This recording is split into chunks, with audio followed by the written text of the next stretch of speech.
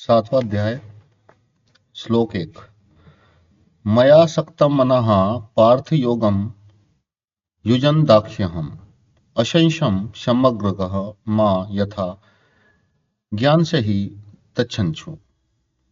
अर्थात श्री भगवान बोले, हे पार्थ, अनन्य प्रेम से मुझ में आसक्त चित्त तथा अनन्य भाव से मेरे परायण होकर योग में लगा हुआ तू जिस प्रकार से संपूर्ण विभूति, बल, ऐश्वर्य आदि गुणों से युक्त सबके आत्मरूप मुझको संशय रहित जानेगा, उसको सुन। प्रश्न, मय्यत तक्षतमना किसको कहते हैं? उत्तर, इस श्लोक और परलोक में किसी भी योग भोग के प्रति जिसके मन में तनिक भी आसक्ति नहीं रह गई है तथा जिसका मन सब ओर से हटकर एकमात्र परम प्रेमास्पद सर्वगुण संपन्न परमेश्वर में इतना अधिक आसक्त हो गया है कि जल से जरा से वियोग में परम व्याकुल हो जाने वाली मछली के समान, जो क्षण भर भी भगवान के वियोग और विस्मरण को सहन नहीं कर सकता, उसे भगवान मयास्तमना कहते हैं। मदाश्रय किसे कहते हैं?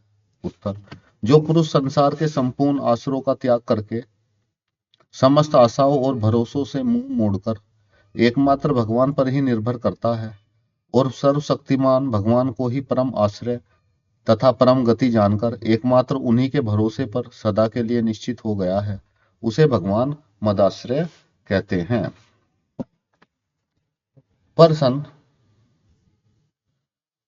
योग युजनम से क्या अभिप्राय है? उत्तर, यहाँ भक्ति योग का प्रकरण है। अतः एवं मन और बुद्धि को अचल भाव से भगवान में स्थिर करके नित्य निरंतर श्रद्धा प्रेम पूर्वक उनका चिंतन करना ही योग युजन्य है का अभिप्राय है। प्रश्न, समग्र भगवान को संशय रहित जानने का क्या अभिप्राय है? उत्तर, भगवान इतने और उतने ही नहीं है। अनंत कोटि ब्रह्मांड सब उन्हीं में ओतप्रोत है, सब उनके ही स्वरूप हैं। इन ब्रह्मांडों में और इनके परे जो कुछ भी है सब उन्हीं में है। वे नित्य हैं, सत्य हैं, सनातन हैं, सर्वगुण संपन्न हैं, सर्वशक्तिमान हैं, सर्वज्ञ हैं, सर्वव्यापी हैं, सर्वाधार हैं और स्वरूप हैं तथा स्वयं ही अपनी योग माया से जगत के रूप में प्रकट होते हैं। वस्तुतः उनके अतिरिक्त अन्य कुछ है ही नहीं। व्यक्त अव्यक्त और सगुण निर्गुण सब वे ही हैं। इस प्रकार उन भगवान के स्वरूप को निर्भांत और असंगठित रूप से समझ लेना ही समग्र भगवान को संशय रहित जानना है। श्लोक 2। ज्ञानम देह सर्विज्ञानमिद वक्ष्यामासेतः यज्ञात्वा नेह भूयो न ज्ञातव्यमस्यते। मैं तेरे लिए इस विज्ञान सहित तत्व ज्ञान को संपूर्णता कहूंगा, जिसको जानकर संसार में फिर और कुछ भी जानने योग्य शेष नहीं रह जाता। प्रश्न, यहाँ ज्ञान और विज्ञान किसके वाचक हैं? उत्तर, भगवान के निर्गुण निराकार तत्व का जो प्रभाव, महात्म और रहस्य सहित यथार्थ ज्ञान है, उसे ज्ञान कहते हैं। इसी प्रकार उनके सगुण निराकार और दिव्य साकार तत्व के लीला, रहस्य, गुण, महत्व और प्रभाव सहित ज्ञानार्थ ज्ञान का नाम विज्ञान है। प्रश्न, इस ज्ञान विज्ञान का वर्णन इस अध्याय में कहाँ किया गया है? इस अध्याय में जो कुछ भी उपदेश दिया गया है, सारा का सारा ही ज्ञान विज्ञान की प्राप्ति में साधन रूप है। इसलिए जैसे 13वें अध्याय में 7वें श्लोक से 11वें तक ज्ञान के साधनों को ज्ञान कहा गया है, उसी प्रकार इस समस्त अध्याय को ही ज्ञान विज्ञान के उपदेश से पूर्ण होने के कारण ज्ञान विज्ञान रूप ही समझना चाहिए। प्रश्न, आगे कहे जाने वाले विज्ञान सहित ज्ञान को जान लेने के बाद संसार में कुछ भी जानना बाकी नहीं रह जाता, यह बात कैसे कही? उत्तर, ज्ञान और विज्ञान के द्वारा भगवान के समग्र स्वरूप की भलीभांति उपलब्धि हो जाती है। यहाँ विश्व ब्रह्मांड तो समग्र रूप का एक शुद्ध सा अंश मात्र है। जब मनुष्य भगवान के समग्र रूप को जान लेता है, तब स्वभावतः ही उसके लिए कुछ भी जानना बाकी नहीं रह जाता। भगवान ने 10वें अध्याय के अंत में स्वयं कहा है कि हे अर्जुन, तुझे बहुत जानने से क्या प्रयोजन है? मैं अपने तेज के एक अंश से इस संपूर्ण जगत को धारण करके स्थित हूं, इसलिए यहाँ यह कहना उचित ही है। संबंध, अपने समग्र रूप के ज्ञान विज्ञान को कहने की प्रतिज्ञा करके अब भगवान अपने उस स्वरूप को तत्व से जानने की दुर्बलता का प्रतिपादन करते हैं। मनुष्यानाम श्लोक 3 मनुष्यानाम शस्त्रे तु कचिद्धति सिद्धे यतामपि सिद्धांतनाम कश्चिन महा वेति तत्वः। अर्थात हजारों मनुष्यों में कोई एक मेरी प्राप्ति के लिए यत्न करता है और उन यत्न करने वाले योगियों में भी कोई एक मेरे परायण होकर मुझको तत्व से अर्थात यथार्थ रूप से जानता है। पर्सन, यहाँ मनुष्य शब्द के प्रयोग का क्या भाव है? उत्तर, मनुष्य शब्द के प्रयोग से तो यह भाव है कि मनुष्य योनि बड़ी ही दुर्लभ है। भगवान की बड़ी भारी कृपा से इसकी प्राप्ति होती है, क्योंकि इसमें सभी को भगवत प्राप्ति के लिए साधन करने का जन्मसिद्ध अधिकार है। जाति, वन, आश्रम और देश की विभिन्नता का कोई भी प्रतिबंध नहीं है। इसके सिवा एक भाव यह भी है कि मनुष्यतर जितनी भी योनियां हैं उनमें नवीन कर्म करने का अधिकार नहीं है, अतएव उनमें प्राणी भगवत प्राप्ति के लिए साधन नहीं कर सकता। पशु, पक्षी, कीट, पतंगादि त्रियक योनियों में तो साधन करने की शक्ति और योग्यता ही नहीं है। देवादि योनियों में शक्ति होने पर भी भोगों की अधिकता और खास करके अधिकार न होने से साधन नहीं कर पाते। तिर्यक या देवादि योनियों में किसी को यदि परमात्मा का ज्ञान हो जाता है तो उसमें भगवान की या महापुरुषों की विशेष दया का ही प्रभाव और महत्व समझना चाहिए। पर्सन, हजारों मनुष्य में कोई एक ही भगवत प्राप्ति के लिए साधन करते हैं, इसका क्या कारण है? उत्तर, भगवत कृपा के फलरूप मनुष्य शरीर प्राप्त होने पर भी जन्म जन्मांतर के संस्कारों से भोगों में अत्यंत आसक्ति और भगवान से श्रद्धा प्रेम का अभाव या कमी रहने के कारण अधिकांश मनुष्य तो इस मार्ग की ओर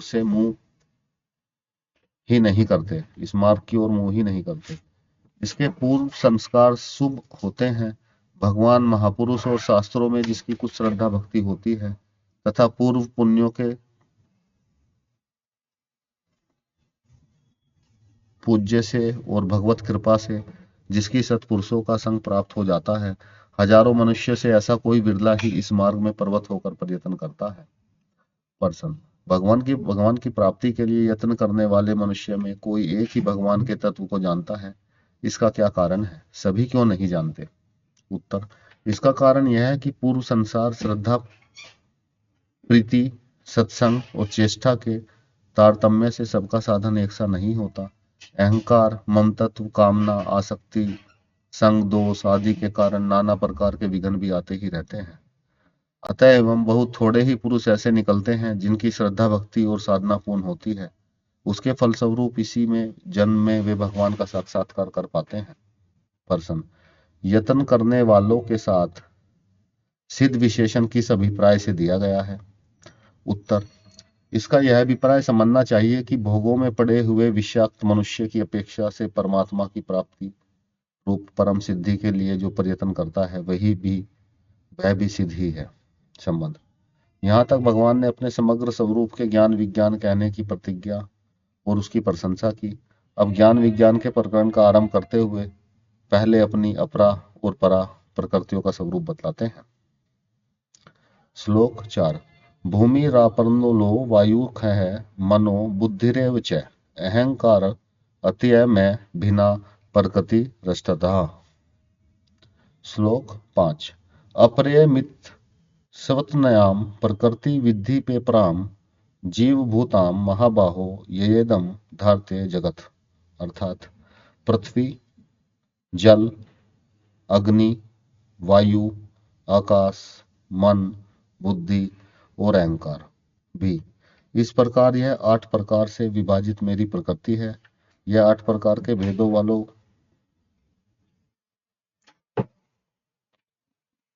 वाली तो अपरा अर्थात मेरी जड़ प्रकृति है। और हे महाबाहो, इससे दूसरी को जिससे यह संपूर्ण जगत धारण किया जाता है, मेरी जीव रूपा प्रा अर्थात चेतन प्रकृति जान। पर्सन, यहाँ पृथ्वी, जल, अग्नि, वायु, आकाश से क्या समझना चाहिए? उत्तर, स्थूल भूतों के और शब्दादि 5 विषयों के कारण रूप जो सूक्ष्म ब्रह्माभूत है, सांख्य और योग शास्त्र है जिन्हें पंचतंत्र मात्र कहा है, उन्हीं 5 का यहाँ पृथ्वी आदि नामों से वर्णन किया गया है। पर्सन यहाँ मन, बुद्धि और अहंकार से क्या लेना चाहिए? मन, बुद्धि और अहंकार तीनों अंतकरण में भी भेद हैं, अतएव इनसे समसृष्टि अंतकरण समझना चाहिए। पर्सन 13वें अध्याय के 5वें श्लोक में अव्यक्त प्रकृति के कार्य 23 बतलाए गए हैं। उसके अनुसार प्रकृति को 23 भेदों से विभक्त करना चाहिए था, फिर यहाँ उसे केवल 8 भेदों में विभक्त कैसे कहा? उत्तर, शब्दादि 5 विषय सूक्ष्म पंच महाभूतों के और 10 इंद्रिय अंतकरण के कार्य हैं, इसलिए उन 15 भेदों का इन 8 भेदों में ही अंतर्मान हो जाता है। इस प्रकार उसे 23 भेदों में और इस प्रकार 8 भेदों में विभक्त कहना एक ही बात है। इस प्रकृति का नाम अपरा किस लिए रखा गया है? उत्तर, 13वें अध्याय में भगवान ने जिस अव्यक्त मूल प्रकृति के 23 कार्य बतलाए हैं, उसी को यहाँ 8 भेदों में विभक्त बतलाया है। यहाँ अपरा प्रकृति यज्ञ तथा जड़ होने के कारण ज्ञाता चेतन जीव रूपा परा प्रकृति से सर्वदा भिन्न और निकृष्ट है। यही संसार की हेतु रूप और इसी के द्वारा जीवन बंधन होता है, इसलिए इसका नाम अपरा है। पर्सन, जीवन रूप चेतन तत्व तो पुल्लिंग है, यहाँ प्रकृति नाम से कहकर उसे स्त्रीलिंग क्यों बतलाया गया? उत्तर, जीवात्मा में वस्तुत्व, स्त्रीत्व, पुंसत्व तथा नपुंसकत्व का भेद नहीं है। इसी बात को दिखलाने के लिए उस एक ही चेतन तत्व को कहीं पुल्लिंग पुरुष और क्षेत्रज्ञ तथा कहीं नपुंसक अध्यात्म कहा है, उसी को यहाँ स्त्रीलिंग प्राप्रकृति कहा है। पर्सन, यहाँ जगत शब्द किसका वाचक है और वह जीव रूपा प्राप्रकृति के द्वारा धारण किया जाता है, ऐसा क्यों कहा गया है? उत्तर, समस्त जीवों के शरीर, इंद्रियां, प्राण तथा भोजन वस्तुएं और भोग स्थानम इस संपूर्ण व्यक्त प्रकृति का नाम जगत है। ऐसा यह जगत रूप जड़ तत्व चेतन तत्व से व्याप्त है, अंत उसी ने इसे धारण कर रखा है, क्योंकि वह इसकी अपेक्षा सब प्रकार से श्रेष्ठ और सूक्ष्म है। बिना चेतन के संयोग के इस जगत का उत्पन्न, विकसित और धारित होना संभव नहीं है, इसलिए ऐसा कहा गया है। संबंध, परा और अपरा प्रकृतियों का स्वरूप बतलाकर अब भगवान यह बतलाते हैं कि ये दोनों प्रकृतियां ही चराचर संपूर्ण भूतों का कारण है और मैं इन दोनों प्रकृतियों सहित समस्त जगत का महाकारण हूं।